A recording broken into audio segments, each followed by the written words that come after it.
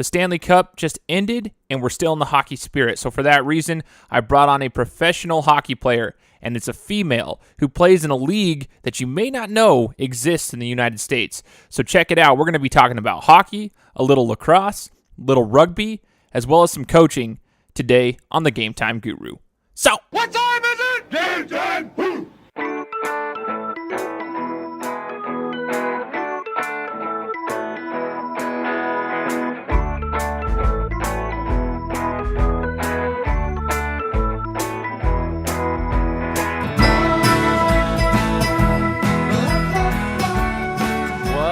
What's up, everybody? Thank you so much for tuning in to another episode of the Game Time Guru podcast.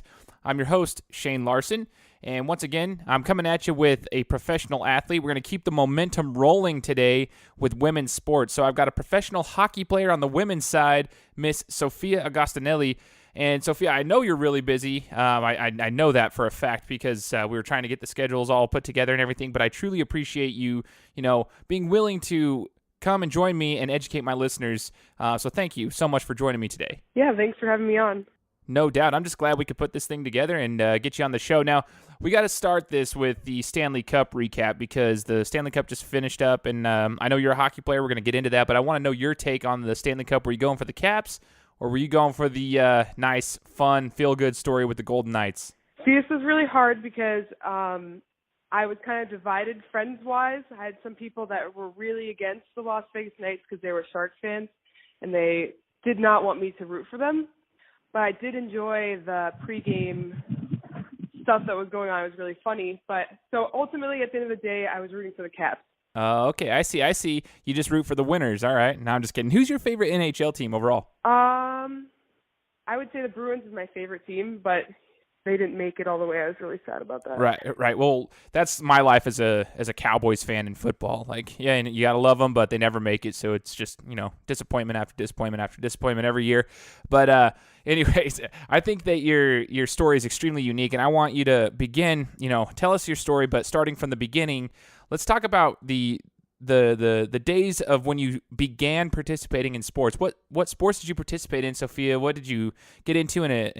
How old were you when you started participating? Yeah, from the beginning, I started playing sports when I was about 5 years old, playing soccer. I was really competitive, so sports was a chance for me to compete against other people, and I just assumed that I would be able to play it the rest of my life, so I've never really given up on that. Hopefully I don't have to sometime soon. Yeah, hopefully not. And I love what you brought up is the competitive nature. That's the exact reason that I love sports. I mean, I'm almost 30 now, but I love competing. I love that competitive nature. When you get the juices flowing, in competition, it's always great. But I have a question for you. Did you grow up with any siblings or anything, Sophia? Yeah, and I was the oldest child, so I was always beating up on them.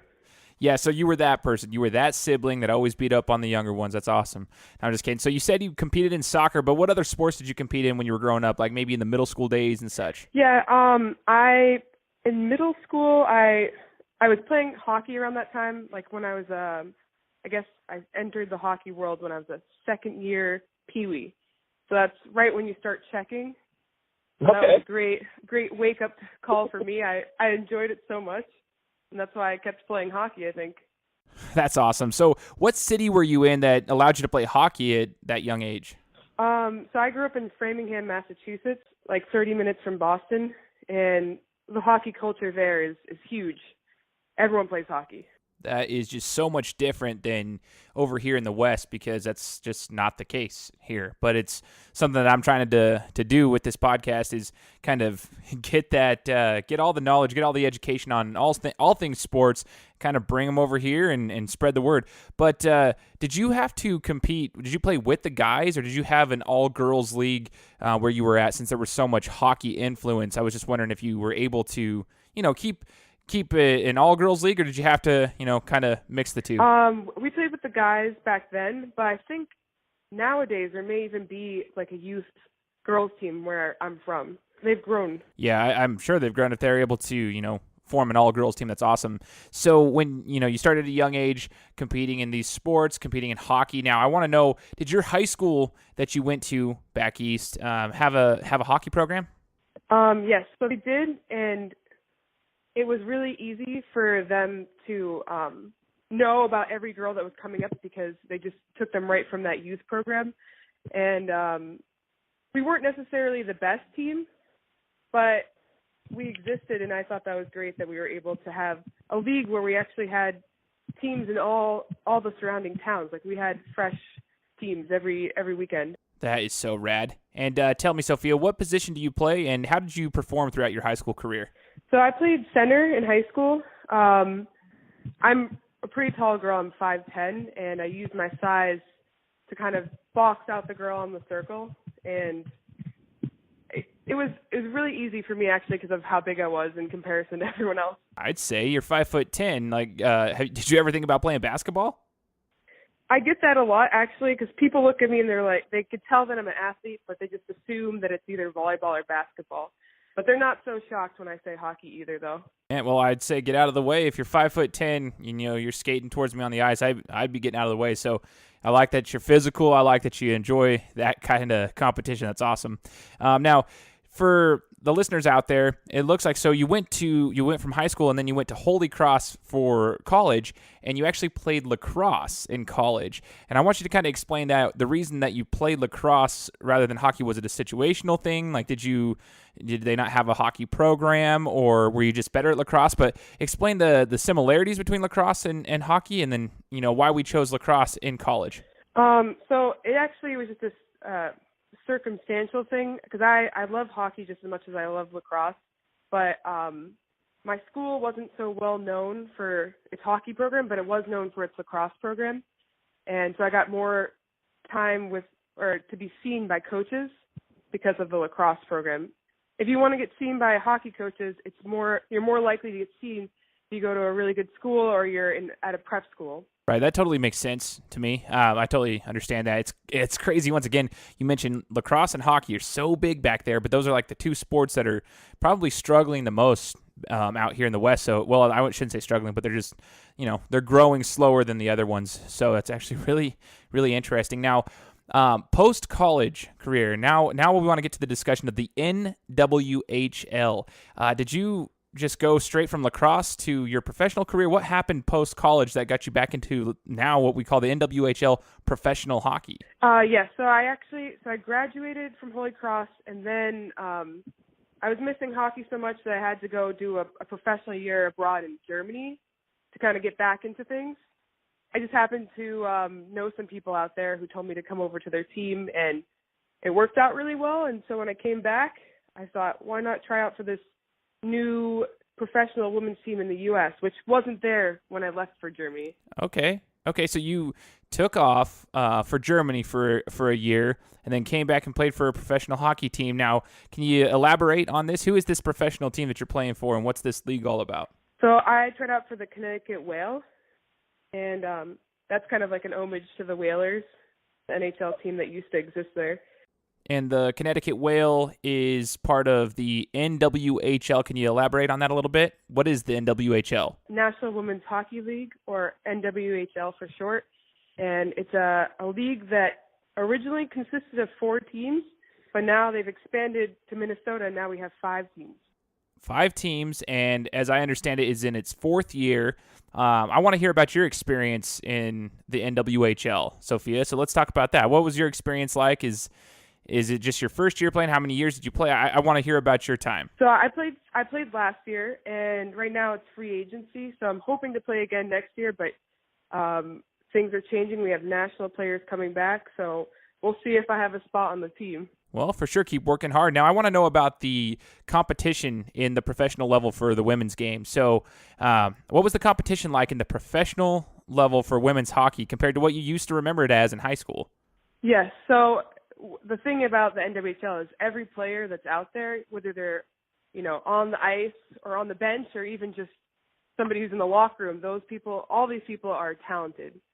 In high school, you get 1 or 2 people on a team that could really, skate. But here everyone's talented. They're way faster than I remembered. No, I totally understand that.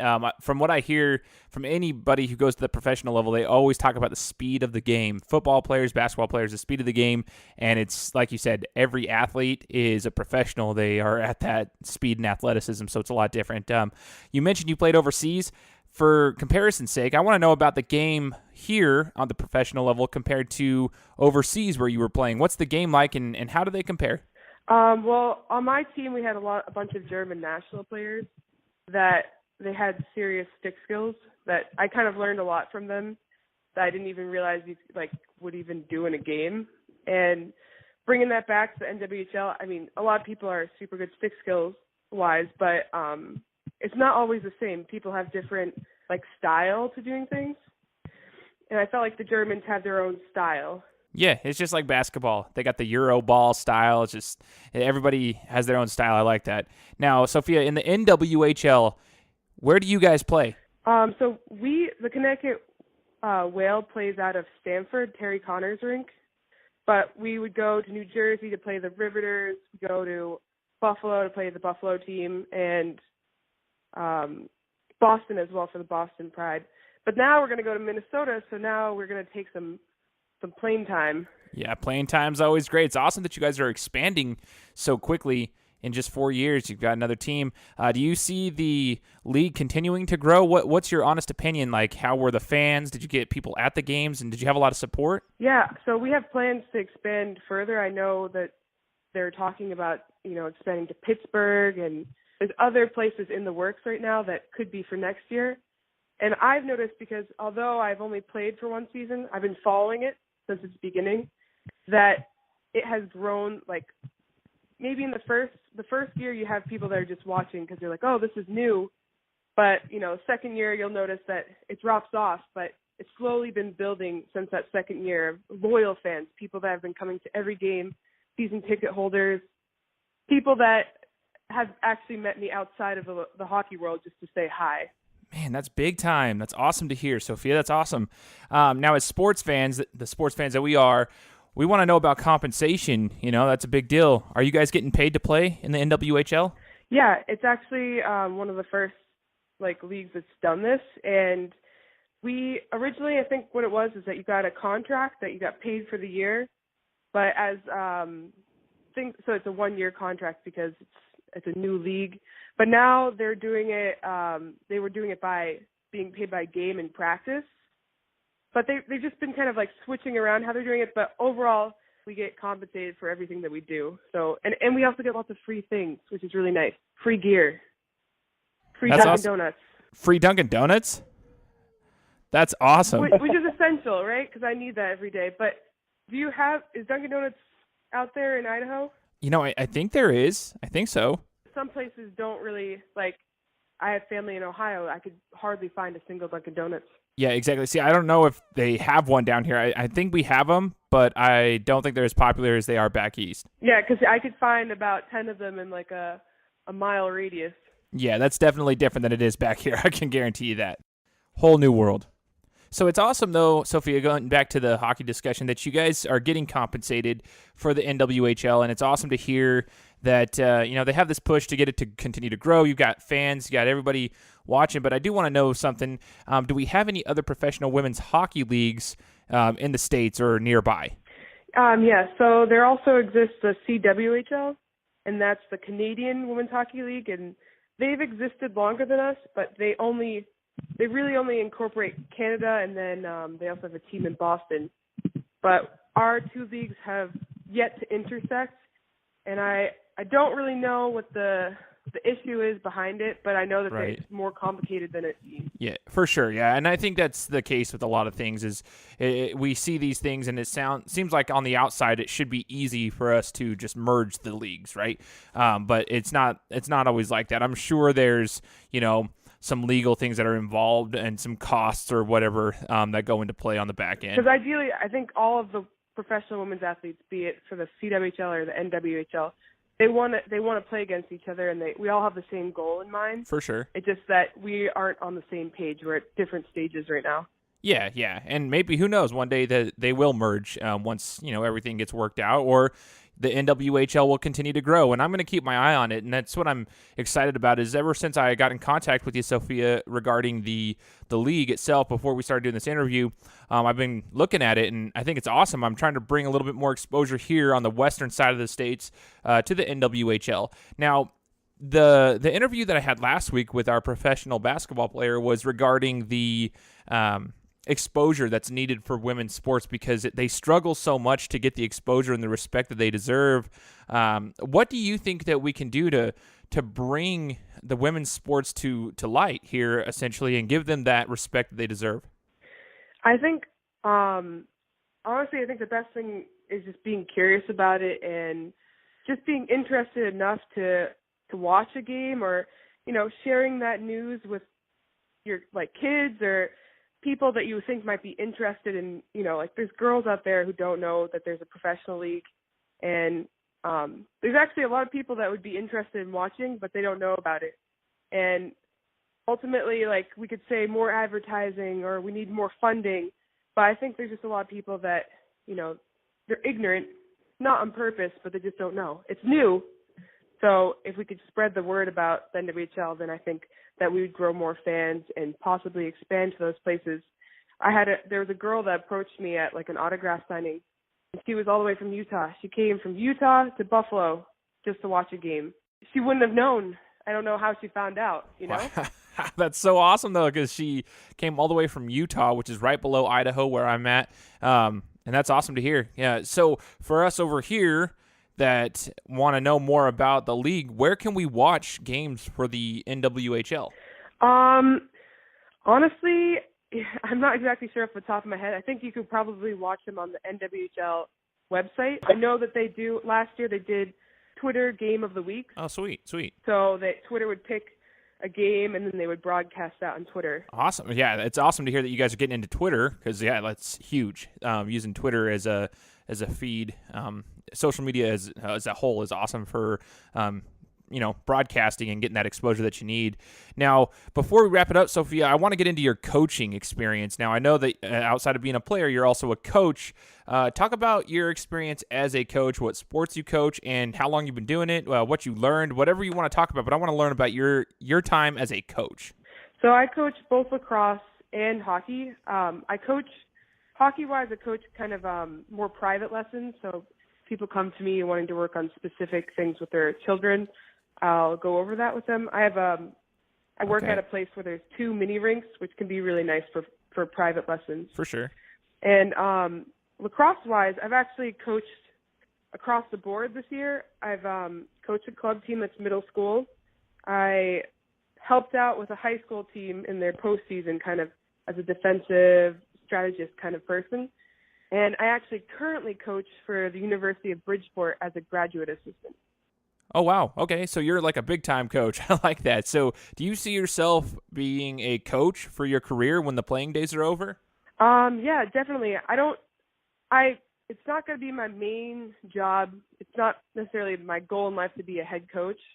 But as long as I can coach, I would like to, because I have a lot of ideas, and I really understand both of the games, for both hockey and lacrosse, and I just want to share it with the youth.